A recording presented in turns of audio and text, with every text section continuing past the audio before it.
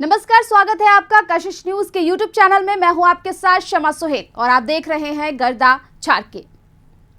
तो जातीय समीकरण को ध्यान में रखते हुए लोकसभा के 2 राउंड के मतदान के बाद राज्यसभा और विधान परिषद की खाली होने वाली सीटों पर उचित प्रतिनिधित्व का आश्वासन देकर भाजपा ने टिकट बंटवारे से नाराज चल रहे पार्टी के भूमियार और ब्राह्मण नेताओं को आखिरकार मना लिया है।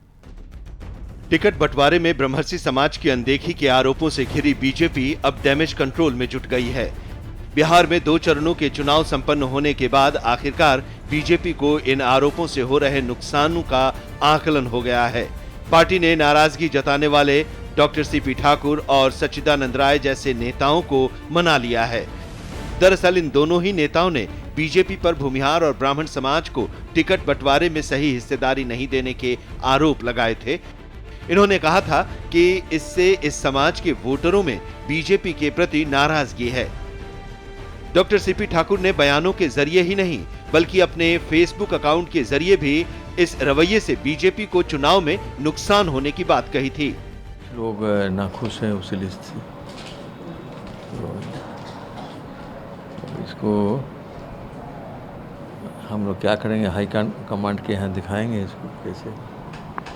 आपको लगता है कि सही प्रतिनिधित्व नहीं मिला है? मिलना चाहिए था। मिलना चाहिए और सही प्रतिनिधित्व नहीं मिला है, इसीलिए तो इतना लोग नाखुश नहीं संभालेगा तो चुनाव पर असर पड़ेगा, इसमें दो मत नहीं है। टिकट बंटवारा से नाराज पार्टी के भूमियार और ब्राह्मण नेताओं को मनाने में भाजपा के शीर्ष नेतृत्व की सक्रियता का अंदाजा इसी से लगाया जा सकता है कि 2 राउंड में बिहार के प्रभारी भूपेंद्र यादव इनको अमित शाह से मिलाने चार्टर्ड विमान के साथ लेकर दिल्ली गए।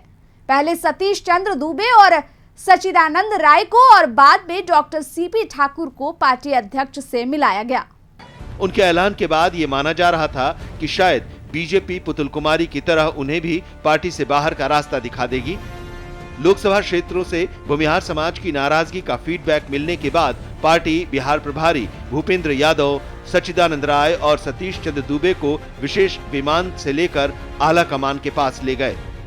यहां तक कि मुलाकात राष्ट्रीय अध्यक्ष से कराई गई और इसके बाद सतीश चंद्र दुबे और सच्चिदानंद मान गए।